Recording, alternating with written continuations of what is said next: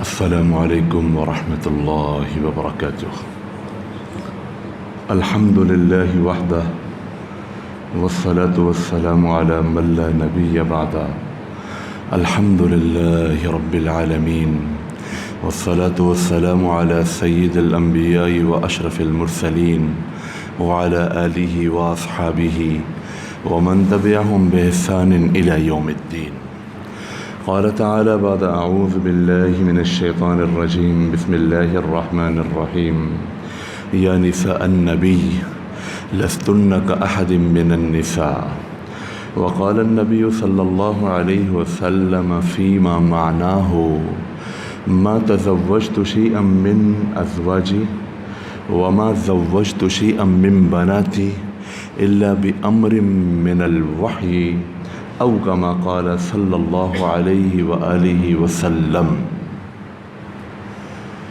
میرے محترم بھائی اور دوستو، دنیا کا اصول ہے کہ جب ہمیں کسی سے تعلق ہوتا ہے تو اس کے گرد و پیش حالات سے بھی ہمیں آگاہی ہوتی ہے، جس سے ہمیں محبت ہوتی ہے، جس سے ہمارا تعلق ہوتا ہے، اس کے رشتہ داروں سے بھی ہمیں شناسائی ہوتی ہے، اس کے بال بچوں کو بھی ہم جانتے ہیں اور اس کے حالات کی بھی ہمیں پوری طرح خبر ہوتی ہے، چاہے عیسائی ہو، چاہے یہودی ہو، چاہے قادیانی ہو، چاہے مجوسی ہو، چاہے ہندو ہو، جو بھی ہو۔ انسان کی فطرت یہ ہے کہ جب کسی بھی شخص کو کسی سے دلی وابستگی ہوتی ہے، کسی سے اس کا تعلق ہوتا ہے، تو اس کے گھر والوں، اس کے بال بچوں، اس کے گرد و پیش حالات سے اس کو آگاہی ہوتی ہے۔ اب میرے والد صاحب سے میرا بڑا گہرا تعلق ہے، وہ میرا دنیا میں آنے کا ذریعہ ہیں، انہوں نے مجھے پالا، انہوں نے مجھے پوسا، انہوں نے مجھے تربیت دی۔ اب والد صاحب کے تعلق سے میں اپنے چچاؤں کو اچھی طرح جانتا ہوں، چچا زاد بہن بھائیوں کو اچھی طرح جانتا ہوں، اپنی پھوپھیوں کو، پھوپھیوں کے بچوں کو اچھی طرح جانتا ہوں، کیونکہ میرے والد صاحب کی نسبت ان کے ساتھ جڑی ہوئی ہے۔ میری ماں، ان سے میرا بڑا گہرا تعلق ہے، سب سے زیادہ تعلق ہے۔ اپنی خالاؤں کے، خالہ کے بیٹوں، خالہ کی بیٹیوں، ماموں کے بیٹوں، ماموں کی بیٹیوں، آگے ان کے بچوں کو میں اچھی طرح جانتا ہوں۔ تو جس سے جتنا آپ کا تعلق ہوگا، اس کے اعزاء اقربا، اس کے پیارے، وہ اتنے ہی زیادہ آپ ان سے شناسا ہوں گے، آپ کو اتنا ہی ان کے بارے میں آگاہی ہوگی۔ کسی سے آپ کا دلی تعلق ہے، اس کے بچے کینیڈا میں پڑھ رہے ہیں، اس کا بچہ آسٹریلیا میں جاب کر رہا ہے، آپ کو سارا کچھ پتہ ہوگا۔ کسی سے آپ کا گہرا تعلق ہے، اس کے بچے، اس کے بچوں کے بچے، اگر کوئی ان میں سے بیمار ہو جاتا ہے، کسی کو کوئی آفت آ لیتی ہے، کسی نہ پریشانی، کوئی خوشی، غمی، آپ کو ساری معلومات ہوتی ہیں، کیونکہ آپ کا ان سے گہرا تعلق ہے۔ اور اگر کسی سے تعلق نہ ہو تو سانجی دیوار ہو تو پڑوسیوں کا پتہ ہی نہیں ہوتا، یہاں کون رہ رہا ہے، ان کے کتنے بچے ہیں، کیا کیا کام کرتے ہیں، کیونکہ ان سے کوئی وابستگی نہیں ہوتی، ان سے کوئی تعلق نہیں ہوتا۔ تو جس سے تعلق ہو، اس سے اور اس کے گھر والوں سے اور اس کے ارد گرد کے حالات سے انسان کو پوری آگاہی ہوتی ہے۔ قرآن پاک ہمیں کہتا ہے کہ تمہارا سب سے زیادہ تعلق آمنہ کے لال صلی اللہ علیہ وسلم کے ساتھ، النبی اولیٰ بالمؤمنین من انفسہم، تمہارا سب سے گہرا تعلق، سب سے گہری وابستگی وہ آمنہ کے لال صلی اللہ علیہ وسلم کے ساتھ ہے۔ اتنا گہرا تعلق ہے کہ تمہاری جانوں سے بھی زیادہ وہ تمہیں عزیز ہیں۔ ہاں، ایک طرف رسول اللہ صلی اللہ علیہ وسلم کی عزت کا مسئلہ ہو، دوسری طرف کسی امت کی جان کا مسئلہ ہو، تو کوئی امتی کیا وہ اپنی جان کو قربان کر دینے سے دریغ کرے گا؟ فوراً اپنی جان کو حضور صلی اللہ علیہ وسلم کی عزت پہ وہ نثار کر دے گا، اور ساری دنیا اس پہ فخر کرے گی اور اس کو قابل رشک نگاہوں سے دیکھے گی کہ یہ حضور صلی اللہ علیہ وسلم کا سچا امتی، اس نے اپنی جان حضور صلی اللہ علیہ وسلم کی ناموس پر لٹا دی۔ بیسیوں آپ کے سامنے ایسی مثالیں ہیں، اور جن لوگوں نے اس راستے میں جانیں دی ہیں وہ ہمارے ہیرو ہیں۔ وہ ہمارے آئیڈیل ہیں، ہم ان کو ان عظمت کی نگاہوں سے دیکھتے ہیں کہ ویسی عظمت کی نگاہوں سے ہم کسی کو دیکھ ہی نہیں سکتے کہ انہوں نے اپنی جانیں رسول اللہ صلی اللہ علیہ وسلم پر قربان کی ہیں۔ ابن القیم الجوزی رحمۃ اللہ علیہ کی ایک بڑی پیاری بات، انہوں نے بہت پیارا ارشاد فرمایا۔ ہمیں چاہیے کہ ہم ان کے اس ارشاد کو اسٹیکروں کے اوپر چھاپ کے اپنے سامنے رکھیں، اس کو پھیلائیں تاکہ امت میں وہ جملہ پھیل جائے، ہر ایک امتی کی نظروں سے وہ جملہ گزر جائے۔ ابن القیم الجوزی رحمۃ اللہ علیہ فرماتے ہیں کہ مسلمان کو اپنے بارے میں اتنا جاننا ضروری نہیں جتنا رسول اللہ صلی اللہ علیہ وسلم کے بارے میں جاننا ضروری ہے۔ انسان کو اپنے بارے میں، اپنے ماں باپ کے بارے میں، اپنے بہن بھائیوں، اپنے بچوں کے بارے میں اتنا جاننا ضروری نہیں جتنا اس کو حضور صلی اللہ علیہ وسلم کے بارے میں، حضور صلی اللہ علیہ وسلم کے رشتہ داروں کے بارے میں جاننا ضروری ہے، کیونکہ حضور صلی اللہ علیہ وسلم سے ہماری وہ گہری وابستگیاں ہیں جو ہمیں اور کسی کے ساتھ نہیں ہے۔ حضور صلی اللہ علیہ وسلم کے ساتھ ہماری جذباتی وابستگی ہے، ہمارے عقیدے کی وابستگی ہے، ہمارے ایمان کی وابستگی ہے، ہماری دانش کی وابستگی ہے کہ ہمیں جو کچھ بھی ملا ہے وہ حضور صلی اللہ علیہ وسلم کی برکت سے ملا ہے۔ ماں باپ، ان کا مقام اپنی جگہ، لیکن ماں باپ کا احترام سکھایا کس نے؟ حضور صلی اللہ علیہ وسلم نے۔ اولاد کی محبت، بیٹیوں کی محبت اپنی جگہ، لیکن وہ دی کس نے؟ ان بیٹیوں کا احترام سکھایا کس نے؟ بیٹوں کی تربیت، بیٹوں سے محبت، ان سے پیار کرنا سکھایا کس نے؟ حضور صلی اللہ علیہ وسلم نے۔ لہٰذا ہمیں حضور صلی اللہ علیہ وسلم سے بڑی گہری وابستگی ہے، تو حضور صلی اللہ علیہ وسلم کے بارے میں جاننا ہمیں اپنے آپ سے زیادہ جاننا ضروری ہے۔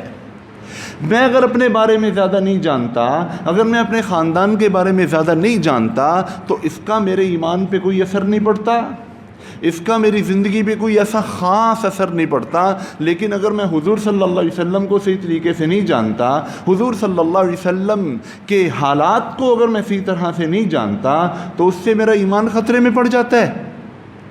میری کیا حیثیت ہے کہ میں اپنے بارے میں اگر نہیں جانوں گا تو کون سا قیامت آ جائے گی؟ دنیا میں کتنے میرے جیسے انسان ہیں، 8 ارب پتنگوں میں سے میں بھی ایک اڑتا ہوا پتنگا ہوں۔ کسی شام جب میرا وقت آئے گا، میرے پر جھڑ جائیں گے، میں بھی کہیں نہ کہیں مرا پڑا ہوں گا، ایسے ہی جو ہے۔ لیکن حضور صلی اللہ علیہ وسلم کی پہچان اصل پہچان ہے، اللہ کے رسول صلی اللہ علیہ وسلم کی پہچان اصل پہچان ہے۔ ان کو پہچاننا، ان کے پیاروں کو پہچاننا۔ ہاں، اللہ تعالیٰ نے حضور صلی اللہ علیہ وسلم کے گھر والوں کے لیے قرآن پاک میں اہل البیت کا لفظ استعمال فرمایا ہے۔ اہل بیت گھر والوں کو کہتے ہیں۔ قرآن پاک نے اہل بیت کا لفظ 2 جگہ استعمال کیا، ایک سورہ ہود میں استعمال فرمایا، وہ حضرت ابراہیم علیہ السلام کی بیوی حضرت سارہ رضی اللہ تعالی عنہا کے لیے استعمال فرمایا، اور سورہ احزاب میں اللہ تعالیٰ نے اہل بیت کا لفظ حضور صلی اللہ علیہ وسلم کی ازواج مطہرات کے لیے استعمال فرمایا۔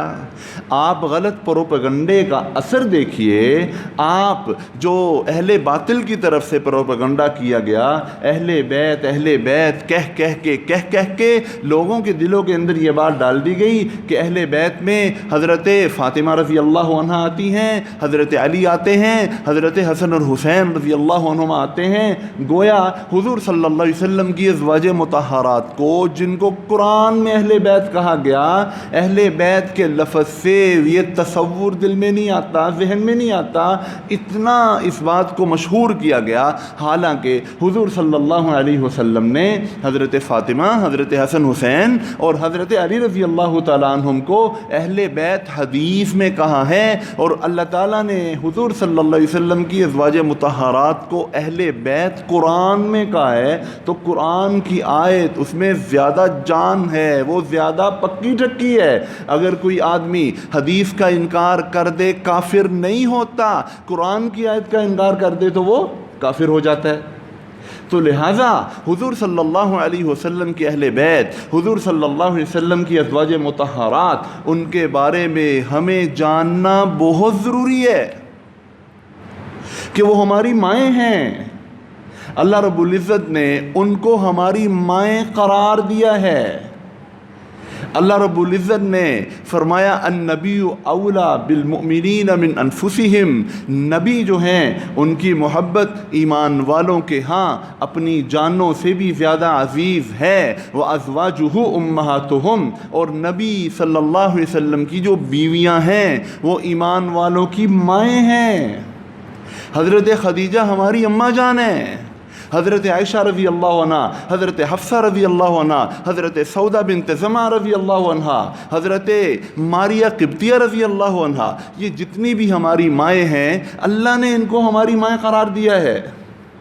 جو میری حقیقی ماں ہے، میرے باپ نے بتایا کہ یہ تیری ماں ہے، میری نانی نے بتایا تیری ماں ہے۔ اگر کوئی آدمی نادانی میں آ کر اپنی ماں کو یہ کہہ دے تو میری ماں نہیں ہے، وہ کافر نہیں ہوتا۔ لیکن ایک آدمی اگر حضرت عائشہ کے بارے میں کہہ دے یہ میری ماں نہیں ہے، وہ کافر ہو جاتا ہے۔ اس کے بارے میں اللہ نے کہا یہ تیری ماں ہے۔ اللہ نے ایمان والوں سے کہا کہ یہ تمہاری مائیں ہیں۔ اگر کوئی اس کا انکار کر دے وہ کافر ہو جاتا ہے۔ آپ اندازہ فرمائیں کہ کتنی بڑی ان کی اہمیت ہے۔ حضور صلی اللہ علیہ وسلم کی عمر مبارک جب 25 سال تھی، آپ جناب ابو طالب کے پاس رہا کرتے تھے۔ مکہ مکرمہ میں ایک بڑی مالدار خاتون جن کا نام خدیجہ رضی اللہ عنہا تھا، ہماری پہلی اماں جان بننے والی، اور ان کا لقب طاہرہ تھا۔ مکے والے ان کی سوچوں کی پاکیزگی، ان کے کردار کی پاکیزگی، ان کے اخلاق کی پاکیزگی کی وجہ سے مکہ والوں نے حضرت خدیجہ رضی اللہ عنہا کو طاہرہ کا لقب دیا ہوا تھا کہ یہ بڑی بڑی پاک سوچوں والی، بڑے پاک جذبات والی خاتون ہے۔ حضرت خدیجہ رضی اللہ عنہا کے والد، ان کا نام خویلد تھا، ان کا انتقال ہو گیا۔ حضرت خدیجہ رضی اللہ عنہا کی عمر اس وقت 40 سال تھی۔ حضرت خدیجہ 2 جگہوں سے بیوہ تھیں۔ پہلے کہیں شادی ہوئی، 2 بیٹے ہوئے، خامن فوت ہو گئے۔ دوبارہ شادی ہوئی، اللہ نے بیٹی عطا فرمائی، وہ خامن فوت ہو گئے۔ 40 سال کی عمر ہے، 40 سال عمر ہے، اور تجارت پھیلی ہوئی ہے۔ مکہ سے لے کے ملک شام تک امپورٹ ایکسپورٹ کی بہت بڑی تاجرہ ہیں، قافلوں کے قافلے جاتے ہیں، مالدار اتنی ہیں کہ مکہ مکرمہ والے جب سارے قافلے کی شکل میں مال تجارت لے کے جایا کرتے تھے، سارے کے سارے مکے والوں کا جتنا مال ہوتا تھا اتنا مال اکیلی خدیجہ رضی اللہ تعالی عنہا کا اس قافلے میں شامل ہوتا تھا، اتنی مالدار۔ ان کی ایک سہیلی، ان کا نام تھا نفیسہ۔ ایک دن نفیسہ نے حضرت خدیجہ رضی اللہ عنہا سے فرمایا کہ میری سہیلی، میری بہن، تیری عمر 40 سال ہے، کون سا تو اتنی بوڑھی ہو گئی ہے، تو شادی کیوں نہیں کر لیتی؟ انہوں نے کہا کہ 2 جگہ سے بیوہ ہو گئی ہوں، اور والد صاحب بھی اب دنیا سے چلے گئے، اب اتنی بڑی تجارت ہے وہ سنبھال رہی ہوں، اب مجھے شادی کی کوئی رغبت نہیں، شادی کی کوئی رغبت نہیں، سیدھا انکار کر دیا۔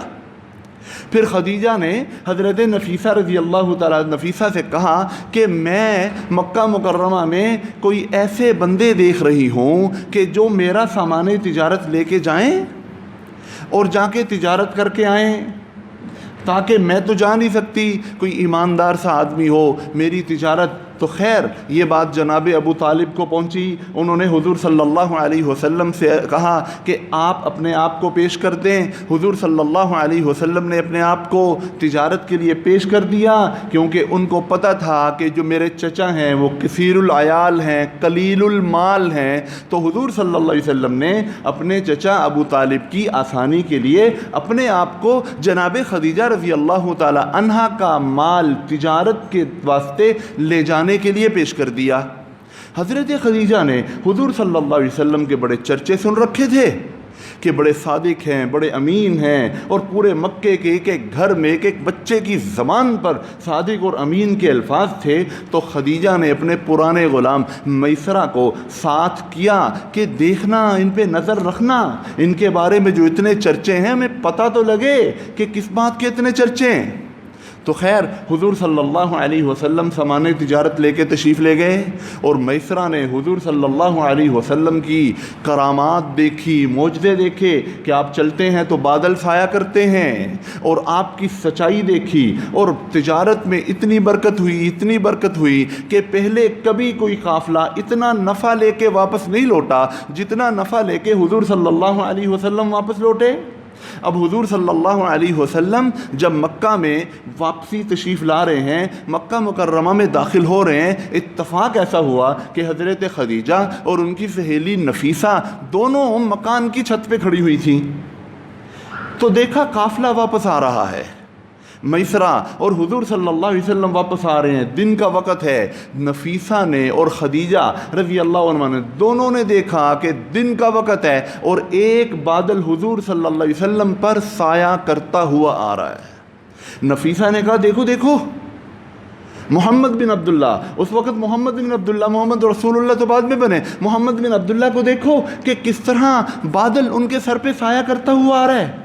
حضرت خدیجہ نے میسرہ سے ان کی باتیں سنی اور اپنے سر کی آنکھوں سے دیکھا کہ حضور صلی اللہ علیہ وسلم پر تو بادل سایہ کر رہے ہیں، تو فوراً ان کے دل میں حضور صلی اللہ علیہ وسلم کی اتنی محبت بیٹھ گئی، آپ کے اخلاق کو دیکھ کے، آپ کے کردار کو دیکھ کے، آپ کی باتوں کو دیکھ کر۔ پھر ان کی سہیلی نفیسہ نے کہا خدیجہ اب بتاؤ کیا خیال ہے تمہارا، اب تمہارا کوئی شادی کا پروگرام ہے یا نہیں؟ چند دن پہلے تو انکار کیا تھا، اگر تو کہتی ہے میں محمد بن عبداللہ کی طرف تیری بات چلاؤں؟ انہوں نے کہا دیکھ لو، اگر چلتی ہے بات، اگر کوئی راہ نکلتی ہے تو دیکھو۔ نفیسہ حضور صلی اللہ علیہ وسلم کے پاس آ گئیں کہ آپ ماشاءاللہ آپ بڑے ہو گئے ہیں، آپ نے شادی نہیں کرنی۔ حضور صلی اللہ علیہ وسلم نے فرمایا کہ میرے پاس تو سرمایہ کوئی نہیں ہے، میرے پاس تو پیسے نہیں ہیں۔ ایک ہوتا ہے نا کہ بندے کے پاس کوئی پیسے ہوں، انہیں کہا کہ آپ کو اگر کوئی ایسی عورت کی طرف پیشکش کی جائے، ایسی عورت کی طرف سے پیشکش ہو کہ جس کے پاس سرمایہ ہے، تو فرمایا کون ایسی عورت؟ نفیسہ نے کہا اگر خدیجہ کی طرف آپ کی بات چلاؤں تو کیا آپ اس پہ رضامند ہوں گے؟ حضور صلی اللہ علیہ وسلم کے چہرہ انور پر خوشی کے اثرات نمایاں ہوئے، لیکن فرمایا کہ میں اپنے چچا سے پوچھے بغیر کوئی فیصلہ نہیں کر سکتا، وہ میرے بڑے ہیں، وہ اگر مجھے کہیں گے تو میں اس میں ہاں کروں گا۔ حضرت رسول اکرم صلی اللہ علیہ وسلم ابو طالب کے پاس چلے گئے اور جا کے بتایا کہ میں خدیجہ کا سامان تجارت لے کے گیا تھا اور میسرہ کے ساتھ میرا سارا سفر مکمل ہوا، اب جب سفر سے واپس آیا ہوں تو خدیجہ کی جو پرسنل سیکرٹری ہیں، جو ان کے سارے امور کو دیکھتی ہیں، ان کی سب سے قریبی سہیلی ہیں، انہوں نے آ کے مجھے یہ پیغام دیا ہے۔ حضرت ابو طالب نے کہا کہ ٹھیک ہے، آپ اگر مناسب سمجھیں تو اس پیغام کو قبول کر لیں۔ حضور صلی اللہ علیہ وسلم نے نفیسہ سے کہہ دیا کہ ٹھیک ہے میری طرف سے ہاں ہے۔ وہ گئیں اور جا کے حضرت خدیجہ کو خوشخبری سنا دی۔ حضرت خدیجہ رضی اللہ عنہ نے پیغام بھیجا کہ محمد بن عبداللہ صلی اللہ علیہ وسلم اپنے سربراہوں کو، خاندان کے بڑوں کو لے کے آئیں اور یہاں آ کے میرے گھر میں نکاح ہو جائے۔ حضور صلی اللہ علیہ وسلم، ابو طالب، حضرت حمزہ بھی ساتھ تھے، رضائی بھائی تھے، کچھ اور خاندان کے معزز لوگ چلے گئے۔ حضرت خدیجہ رضی اللہ عنہ سے جا کے نکاح ہو گیا۔ یوں حضرت خدیجہ رضی اللہ تعالی عنہ ہماری امہات المومنین میں پہلی امی جان ہے۔ حضور صلی اللہ علیہ وسلم کو ان سے اتنی محبت تھی، فرماتے تھے خدیجہ تو زینت البیت، خدیجہ تو میرے گھر کی زینت ہے، میرے گھر کی رونق۔ حضور صلی اللہ علیہ وسلم حضرت خدیجہ رضی اللہ عنہ کے بارے میں فرمایا کہ خدیجہ کی محبت مجھے یوں پلائی گئی ہے کہ جیسے سخت پیاس میں انسان کو پانی پلایا جاتا ہے اور وہ اس پانی کی ٹھنڈک اور اثرات اس کے پورے جسم کو تر و تازہ کر دیتے ہیں، مجھے خدیجہ کی محبت یوں پلائی گئی ہے۔ فرمایا خدیجہ نے میرا ساتھ اس وقت دیا جب میرا ساتھ دینے والا کوئی نہیں تھا، میرے اوپر مال اس وقت خرچ کیا جب مجھ پہ مال خرچ کرنے والا کوئی نہیں تھا، میری طرف اپنا ہاتھ اس وقت بڑھایا جب میری طرف کوئی اپنا ہاتھ بڑھانے والا نہیں تھا۔ بہت محبت تھی حضرت خدیجہ رضی اللہ عنہ سے۔ حضرت خدیجہ رضی اللہ عنہا حضور صلی اللہ علیہ وسلم کے لیے ایک برتن میں دودھ یا کوئی چیز کھانے کی گرم کر کے لے کے آ رہی تھیں. حضرت جبرائیل علیہ السلام حضور صلی اللہ علیہ وسلم کے پاس آ گئے اور آ کے عرض کی یا رسول اللہ یہ جو سالن گرم کر کے یہ جو برتن اٹھا کے یا دودھ گرم کر کے جو آ رہی ہیں اللہ نے ان کو سلام بھیجا ہے, آپ ان کو اللہ تعالیٰ کا سلام پہنچا دیجئے اور میں جبریل کا سلام بھی ان کو پہنچا دیجئے. اتنی حضور صلی اللہ علیہ وسلم کو حضرت خدیجہ کے ساتھ محبت تھی. آپ اندازہ فرمائیں کہ ایک دفعہ تو حضور نے ایسی بات فرمائی کہ انسان کی عقل دنگ رہ جاتی ہے. حضور صلی اللہ علیہ وسلم نے فرمایا کہ خدیجہ نے جو میرے لیے قربانیاں کی ہیں اس کا تقاضا یہ ہے کہ اگر خدیجہ مجھ سے یہ مطالبہ کرے کہ میرا کفن آپ کی کملی نہیں بلکہ آپ کے جسم کی چمڑی ہو تو میں اپنی چمڑی بھی خدیجہ کے کفن کے لیے پیش کر دوں گا. سبحان اللہ, اتنی گہری محبت, اتنا پیار. ایک دفعہ حضور صلی اللہ علیہ وسلم حضرت خدیجہ رضی اللہ تعالی عنہا کی وفات کے بعد مدینہ منورہ میں اپنے گھر میں بیٹھے ہوئے تھے. حضرت خدیجہ کی سگی بہن حضرت حالہ آئیں, انہوں نے آ کے دروازہ کھٹکھٹایا, پوچھا کون, چونکہ بعض دفعہ بہنوں کی بڑی آواز ملتی ہوتی ہے. حضرت حالہ نے کہا کہ میں حالہ بنت خویلد ہوں. تو حضور صلی اللہ علیہ وسلم نے فوراً عائشہ سے فرمایا ہائے اس کی آواز خدیجہ سے کتنی ملتی ہے. فوراً خدیجہ یاد آ گئی. جب کوئی بکری ذبح فرماتے تھے, جب کسی چیز کو بعد میں تقسیم کیا کرتے تھے, سب سے پہلے حضرت خدیجہ رضی اللہ عنہا کی سہیلیوں کو بھیجا کرتے تھے. ان کی سہیلیوں کا بھی اتنا خیال تھا حضور صلی اللہ علیہ وسلم کو. حضرت خدیجہ نے قربانیوں کی اخیر کر دی. اتنی مالدار عورتیں, سارے کا سارا مال حضور صلی اللہ علیہ وسلم کے قدموں پہ نچھاور کر دیا. ساری وجاہت سب کچھ حضور صلی اللہ علیہ وسلم کے قدموں پہ نچھاور کر دیا. پھر جب شیب ابی طالب کا موقع آیا, جب مکے والوں نے حضور صلی اللہ علیہ وسلم کے خاندان بنو ہاشم سے بائیکاٹ کیا تھا اور 3 سال تک یہ لوگ ایک شیب ابی طالب کی وادی میں نظر بند ہو گئے تھے, مکے والے ان تک کوئی کھانا نہیں پہنچنے دیتے تھے, مکے والوں نے بڑا زبردست بائیکاٹ کیا ہوا تھا, تو وہ 3 سال کا عرصہ پتے چبائے ہیں. حضرت خدیجہ نے, ان کی بیٹیوں نے اور خود جناب نبی کریم صلی اللہ علیہ وسلم نے, صرف پانی ملتا تھا, کبھی کوئی کھانے کی چیز پہنچ گئی, ورنہ مکے والوں نے ایسی پابندیاں, ایسا بائیکاٹ کیا ہوا تھا کہ وہ بہت ہی مشکل ترین زمانہ تھا. اس زمانے میں حضرت خدیجہ کی حالت بگڑ گئی اور ان کی طبیعت بہت خراب ہو گئی, اور 25 سال تک ان کو حضور صلی اللہ علیہ وسلم کے ساتھ رہنے کا شرف حاصل ہوا.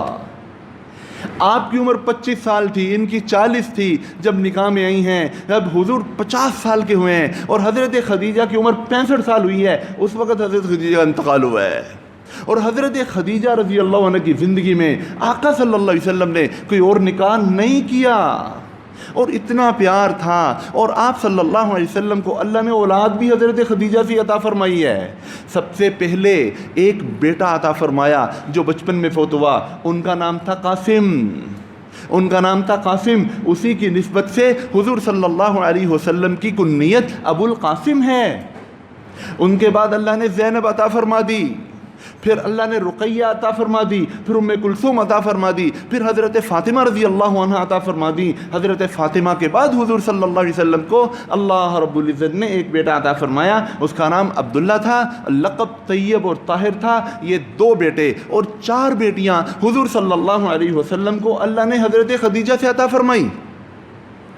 جب حضرت خدیجہ رضی اللہ عنہ شیب ابی طالب سے نکلی ہیں, اس وقت اتنی طبیعت خراب تھی کہ 5 یا 7 یا 3 یعنی کہ 8-10 دن کے اندر اندر حضرت خدیجہ رضی اللہ عنہ کا انتقال ہو گیا. حضور صلی اللہ علیہ وسلم پہ گہرا صدمہ تھا. حضرت خدیجہ نے اپنی زندگی میں صرف زینب رضی اللہ عنہ کا نکاح کیا تھا. 3 بیٹیاں رقیہ, ام کلثوم اور فاطمہ رضی اللہ عنہ بھی گھر میں اور خدیجہ وہ دائی اجل کو لبیک کہہ کے اللہ کے حضور پہنچ چکی ہیں، اور حضور صلی اللہ علیہ وسلم کی مصروفیات اتنی ہیں، آپ پوری امت کو سنبھال رہے ہیں، صبح سے شام تک آپ کے گشت ہیں، قرآن نازل ہو رہا ہے، اس کی تشریح ہو رہی ہے، اس کو سمجھایا جا رہا ہے، صحابہ کی تربیت ہو رہی ہے۔ تو حضور صلی اللہ علیہ وسلم کے پاس عثمان بن مظعون رضی اللہ تعالیٰ عنہ کی بیوی حضرت خولہ تشریف لے آئیں اور عرض کی یا رسول اللہ آپ دوسری شادی فرما لیجئے، اللہ تعالیٰ نے خدیجہ کو تو اپنے پاس بلا لیا۔ اب حضور صلی اللہ علیہ وسلم کی پہلی شادی جو تھی اپنے سے 15 سال بڑی خاتون کے ساتھ تھی، اب دوسری شادی وہ حضرت فرمایا کس کے ساتھ؟ انہوں نے کی سودا بنت زمعہ کے ساتھ شادی کر لیں۔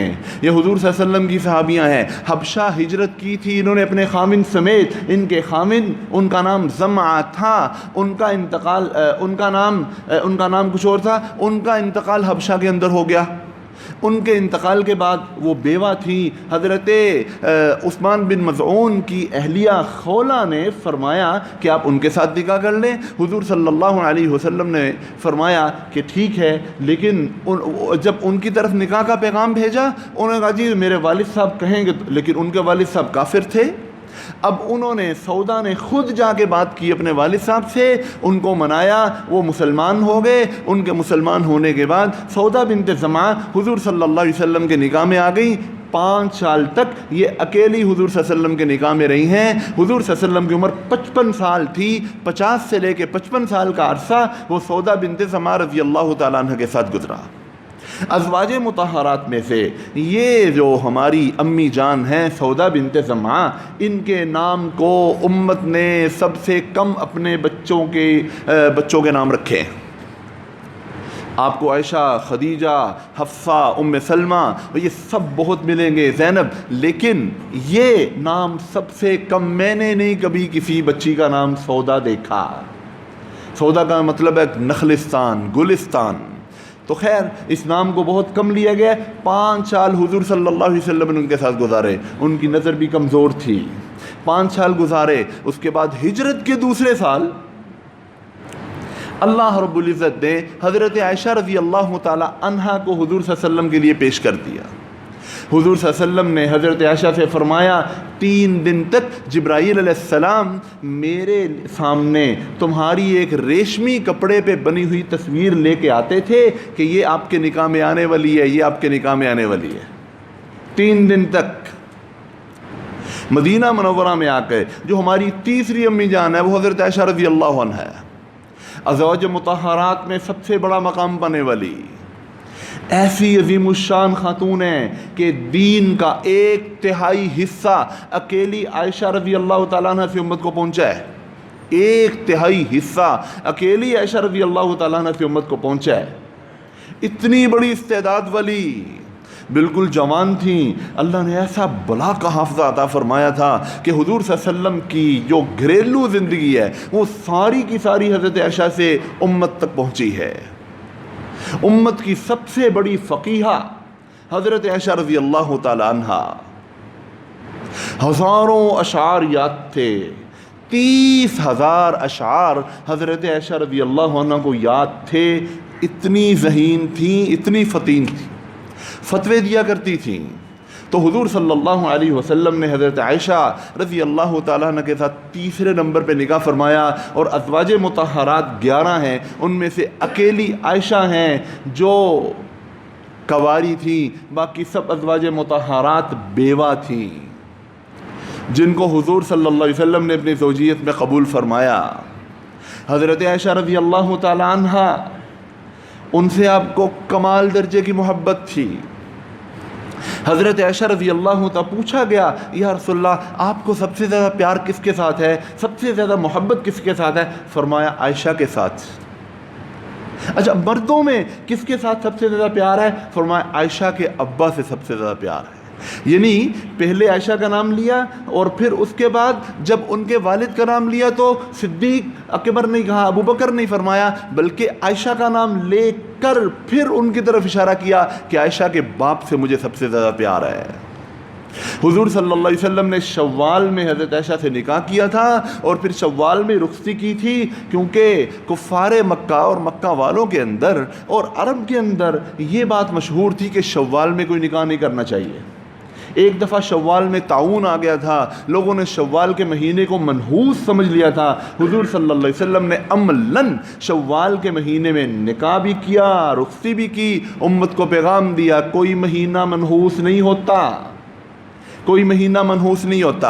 अरब लोग ज़िक़ात के महीने में उम्रा करने को अपने लिए मनहूस समझते थे कि ये सफ़र का महीना ये नहीं है, इसमें उम्रा करने नहीं जाना चाहिए। हुजूर सल्लल्लाहु अलैहि वसल्लम ने अपनी ज़िंदगी में 4 उम्रे किए, चारों शव्वाल में किए, ज़िक़ात में किए। ज़िक़ात में उम्मत को पैगाम दिया कि वक़्त मनहूस नहीं होते।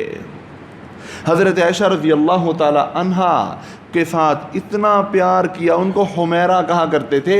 हुमैरा सुर्ख रंगत वाली को कहते।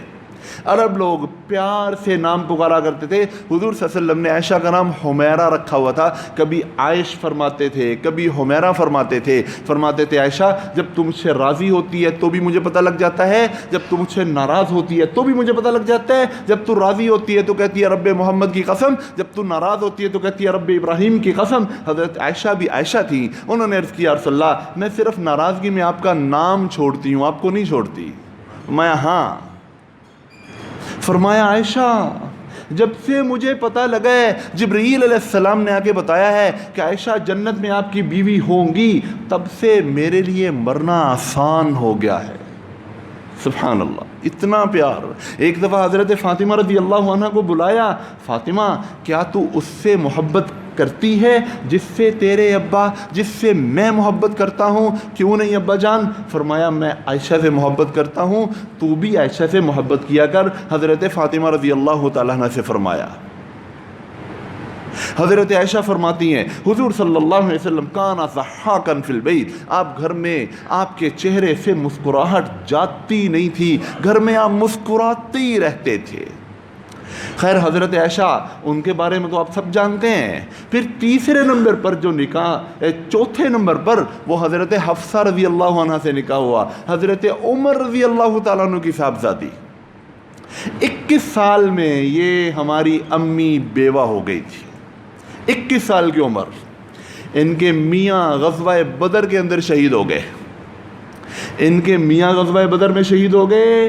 उधर से हुज़ूर सल्लल्लाहु अलैहि वसल्लम की साहिबजादी दूसरे नंबर वाली रुक़ैया जो हज़रत उस्मान के निकाह में थी, वो ग़ज़वा बदर के इख्तिताम पर वो भी अल्लाह को प्यारी हो गई। अब हज़रत उमर को अपनी बच्ची की फ़िक्र थी, ग़ज़वा बदर से वापस आए, उन्होंने देखा कि उस्मान की बीवी हज़रत रुक़ैया अल्लाह को प्यारी हो गई हैं और मेरी बेटी हज़रत हफ्सा, उनके मियाँ शहीद हो गए हैं, मेरी बेटी बेवा हो गई है, उस्मान को भी ज़रूरत है। तो खैर हज़रत उस्मान से फ़रमाया कि उस्मान मैं अपनी बेटी हफ्सा का निकाह तुझसे करना चाहता हूँ। हज़रत उस्मान ने फ़रमाया मैं सोचूँगा। अब बाप को तो फ़िक्र होती है, और जब रिश्ते हों अबू बकर जैसे, उस्मान जैसे, तो फिर वो और दोस्ती भी ऐसी हो, मोहब्बत भी ऐसी हो। हज़रत अबू बकर के पास चले गए। हज़रत अबू बकर रज़ी अल्लाह ताला अन्हु से फ़रमाया कि आप मेरी बेटी को अपने निकाह में ले लीजिए। हज़रत अबू बकर रज़ी अल्लाह ने फ़रमाया मैं सोचूंगा।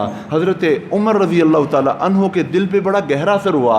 इनके मज़े थे, इनके जो भी मसला होता था हुज़ूर सल्लल्लाहु अलैहि वसल्लम के पास पहुँच जाते थे।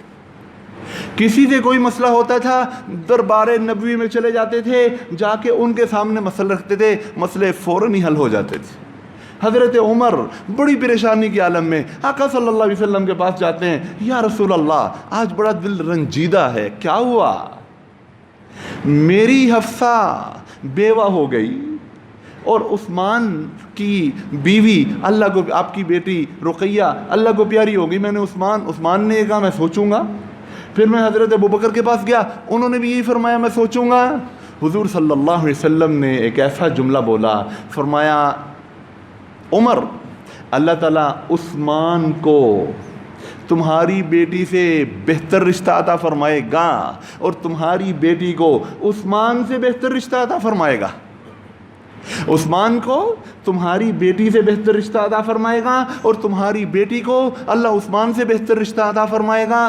اگلے سال حضرت فاطمہ رضی اللہ، حضرت ام کلثوم جو حضور کی بیٹی ہیں، ان کا نکاح حضرت عثمان سے ہو جاتا ہے، اور خود حضور صلی اللہ علیہ وسلم حضرت حفصہ رضی اللہ تعالی عنہ کو اپنی زوجیت میں قبول فرما لیتے ہیں۔